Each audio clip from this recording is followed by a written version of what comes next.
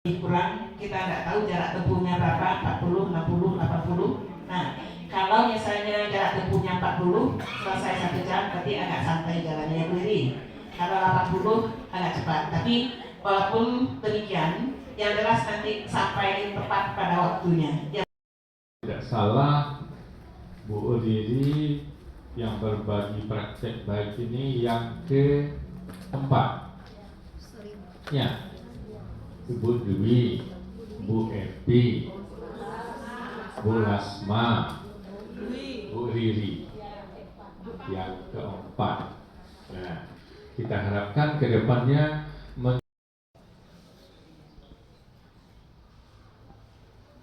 Na'udzubillahi minasyaitonirrajim. Bismillahirrahmanirrahim. Alhamdulillahirabbil alamin. Hamdan syakirin, hamdan na'imin. Hamdan yuafi ni'amah wa yukafi mazidah.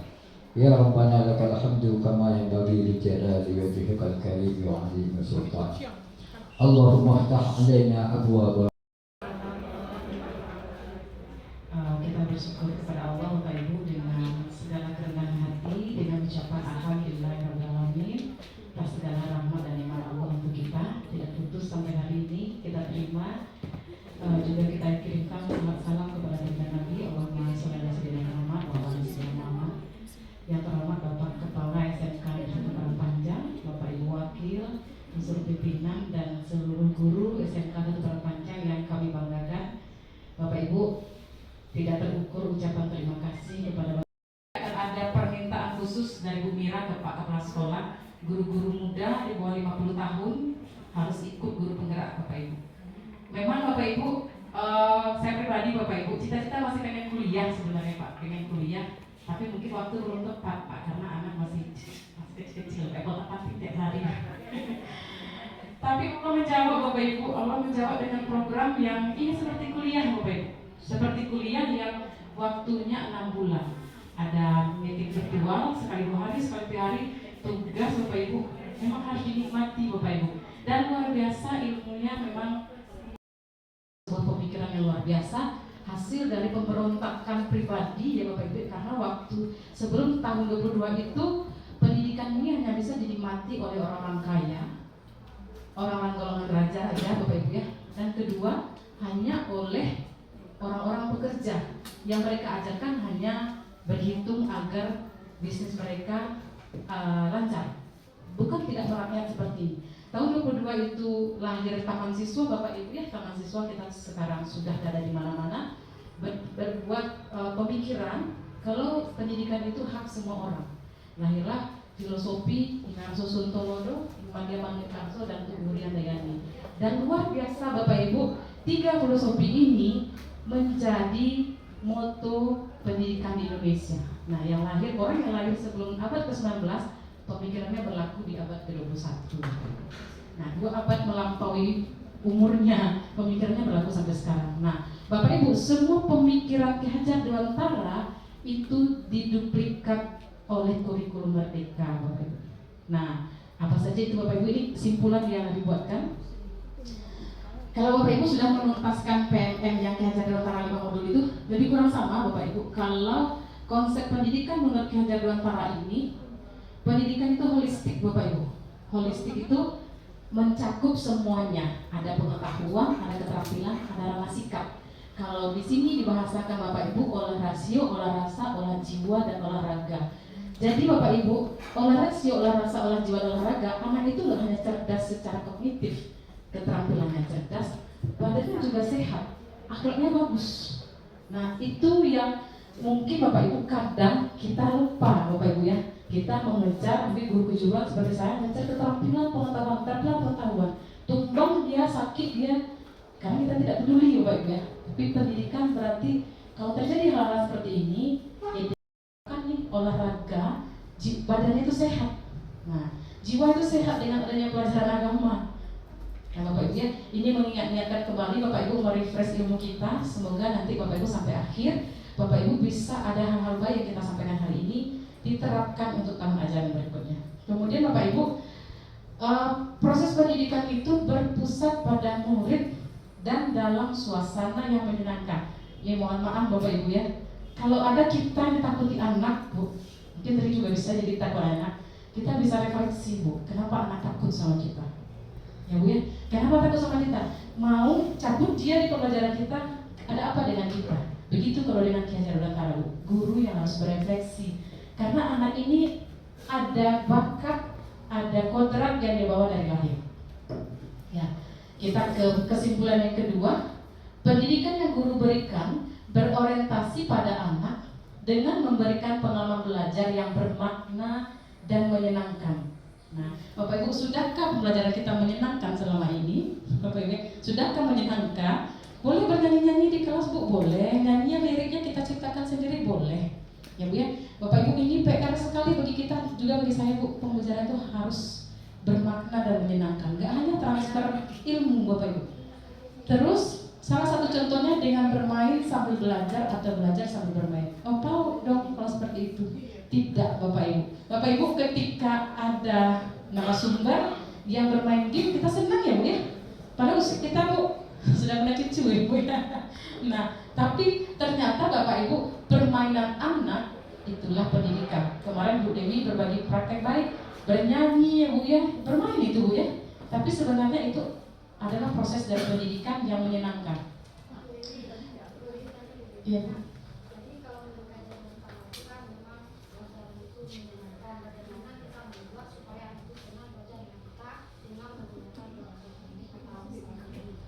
Sama. Ya, kodrat kita bahas yang 4 dulu Bapak Ibu dengan gambar ini. Nah, ini kodrat Bapak Ibu. Kan bukanlah kita seperti yang di depan, tidak Bapak Ibu, tapi tidak bisa menyamakan satu dengan yang lain. Ya Bu ya, mereka punya karakter sendiri-sendiri, punya sifat sendiri-sendiri, punya bawaan sendiri-sendiri, punya kebiasaan.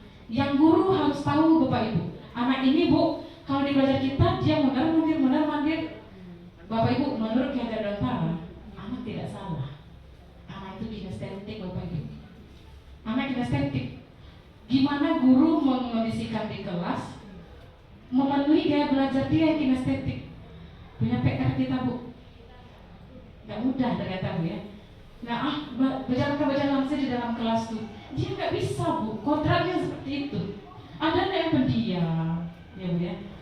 Dijawab, ditanya tidak menjawab. Kodratnya Bu, apa yang mempengaruhinya? Pasti ada ya Bu ya. Kan kita kenapa ada kodrat zaman, ada yang nomor 5 nanti, ada kodrat alam. Ada kodrat alam, ada kodrat zaman. Pak, Bapak Ibu mungkin yang guru-guru lahir tahun 60-an, makanan apa yang paling disuka Pak? Jangan sambut apa? Apa Pak? Yang kira-kira zaman sekarang tidak ada. Apa Pak? Apa Tuhan? Yang orang-orang kayak bunga itu apa tuh Bu? Kucing. Apa sekarang Bu? Orang merah, merah. Ibu suka Bu? Ibu suka? Ibu dari 60-an suka? Bu pasti kan? Bu suka? Suka. Bu suka burger, Bu? Burger suka? Lupa suka burger? Sama suka. Kenapa Bu? Zaman. Ya bukan kodrat zaman. Alam lagi Bapak Ibu, kodrat alam contohnya. Nah, Bapak Ibu ya, kalian apa yang ketujuhnya Pak? Sandwich, spaghetti, french fries, nugget. Artinya Simnya masak di rumah banyak menunya. Ada menu bapaknya, ada menu anak umur sekian, anak umur sekian. Ya, kenapa Bapak Ibu? Kodrat zaman Bapak Ibu. Kita paksakan Bu anak yang nggak suka apa namanya kincong. Kincong itu kita makan, suruh makan itu bisa Bu? Tidak bisa Bapak Ibu. Begitu di kelas kita Bapak Ibu, kira-kira seperti itu pemikiran Ki Hajar Dewantara. Nah, kodrat alam Bu. Nah, mau contoh makanan nih. Jadi dulu waktu belajar di Pariaman Bu, susah sekali ngajak anak overlentur. Selera. Mereka nggak mau makan kalau nggak dengan ikan. Ikan harus baru Bu. Kira-kira Bu di Semarang mana? Di Jogja mana ikan yang baru segar, baru keluar langsung digoreng, langsung dimasak. Ini waktu itu dipenyalahkan Bu. Kami ini selera Nusantara. Ternyata kodrat alamnya. Kodrat alamnya. Lidahnya tidak bisa. Berkecap-kecap tuh nggak bisa dia makan.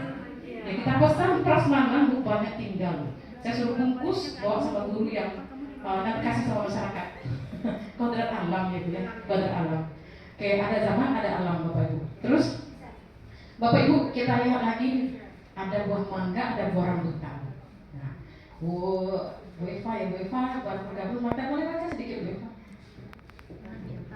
Jangan minta pohon mangga berbuah, pohon rambutan dan pohon rambutan berbuah mangga.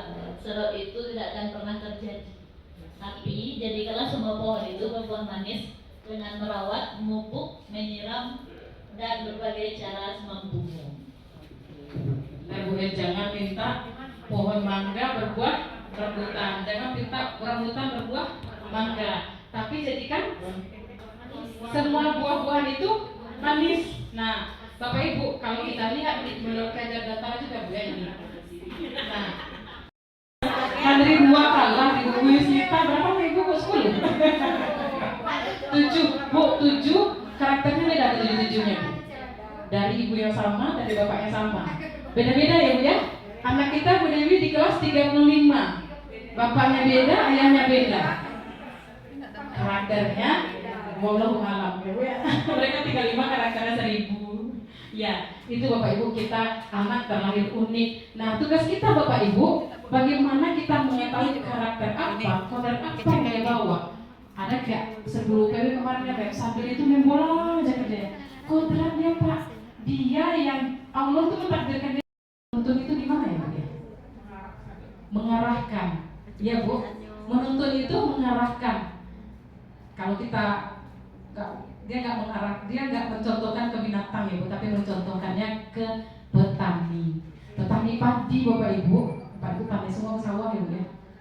Kamu Sari nggak pandai ke sawah kayaknya. Bapak Ibu menuntun seperti kita ibarat menanam Bapak Ibu petani. Ketika petani padi menanam padi Bapak Ibu, yang perlu dilakukan petani itu Pak, kita tanam padi ini. Kita berharap dia berhasil singkong, Bu. Singkong akan terjadi Bu. Tidak. Ya Bu ya. Tapi bagaimana supaya padi ini benar-benar menjadi sempurna apa yang Bu lakukan? Ibu-ibu, Bu Nisa, disiang, dipupuk, yang menjawab masalah semua ya Bu ya. Dipupuk, disiang, diberi racun kalau ada hama ya Bu. Bu Ridi, sesuai dengan era zaman sekarang ini, anak itu perilakunya berubah. Nah, kita kadang-kadang di dalam kelas itu, mohon maaf Bu Ridi, tidak semua kelas yang bisa kita terapkan seperti itu. Apalagi Mona ini mungkin jurusan kami saja, misalnya jurusan pemasaran. Ya, ini kenyataannya sudah kita coba seperti itu ya. Nah,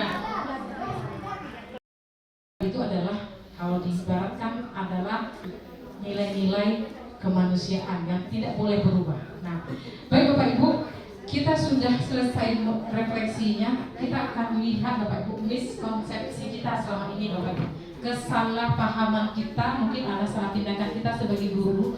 Pertama Bapak Ibu ini secara pribadi Bapak Ibu karena refleksi pribadi, Bapak Ibu ini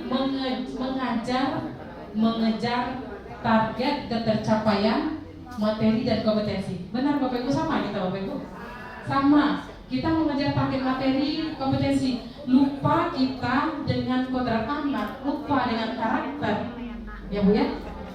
Terus lebih dominan pada aspek kognitif daripada memahami ini tadi dari karakter bisa tadi. Kita menginjak otaknya saja Bu, karena karakternya kita lupa. Terus mengajar dengan satu strategi pembelajaran untuk semua karakter belajar anak. Apapun Bu ya, anak ini mau padi kan, mau jagung kan dia Bu ya. Strategi penjelasan ini idealnya di mana Pak?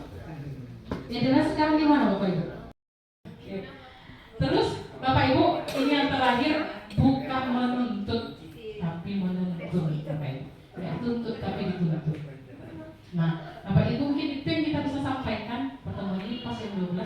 Sertifikat sudah terbit. Bapak Ibu jangan ulang dulu. Walaupun nggak dapat makan siang, Pak, sertifikat sudah 4 poinnya Pak. Ya, Bapak Ibu, nanti untuk PMM di Juli Desember akan kita buat bersama-sama. Karena kita akan banyak bimtek SMKPK, Bapak Ibu nanti ambil angka maksimal. Kalau untuk bimtek untuk peserta praktek aksi apa?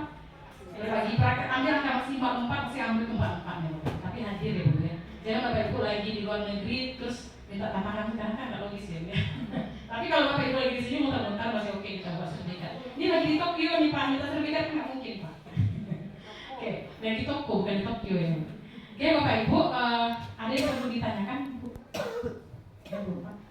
Makasih Bu Riri. Tadi kita udah dengarkan ada kodrat alam, ada kodrat yang bisa. Tapi di perjalanan saya menemukan anak, saya nggak tahu itu termasuk kodrat apa. Dia tidak seperti itu dulunya, gitu ya. Tapi ketika di perjalanan dia sama keluarganya mungkin sering kena psikisnya gitu. Dia nggak kontrak itu Bu Pak, tapi ada gangguan. Tadi gue dia tuh padi, Di perjalanan tumbuh ya. gulma, ya ada lintang di situ, rusak dia. Nah, caranya kita membasmi hamanya itu, mengarahkan dia, meluruskan pikiran dia ya Bu Pak ya. Kalau misalnya bermasalah dengan orang tuanya, kita pertemukan dengan orang tuanya ada apa. Nah gitu Bu, sama ingat aja Bapak Ibu kalau seperti itu ingat aja petani, anaknya jagung, anaknya padi, ada yang mengganggu dia. Gangguan ini akan kita singkirkan Bapak Ibu sebaik mungkin. Memang dia tidak mudah, tapi ada usaha kita di situ. Tapi di perjalanan saya suruh dia presentasi biar dia ngomong. Dan memang nggak bisa ya Bu Pak ya, Dia bukan karena kebiasaan, tertekan. dirinya tertekan, jadi sering-sering lah saya suruh presentasi gitu, berbicara maju ke depan gitu ya. Pak apa? Ada Pak ya? Pelaksanaan yang berubah.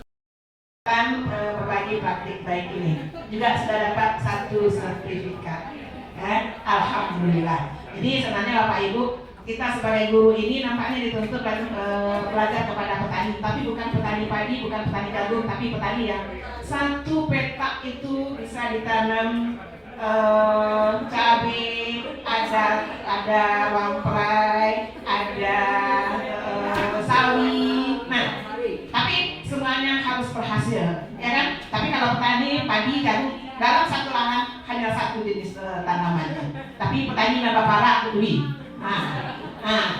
Banyak macam tanaman, tapi semuanya harus berhasil, ya. Ini kira-kira seperti itu kan Bu ini. Nah, ini kita tutup kegiatan kita hari ini dengan bacakan hamdalah. Saya sebagai pengacara mohon maaf atas kesalahan dan kekurangan. Makan siang di rumah masing-masing atau di rumah makan. Ya, sertifikat menunggu. Nah, tutup dengan wabillahi taufiq wal hidayah. Assalamualaikum warahmatullahi wabarakatuh.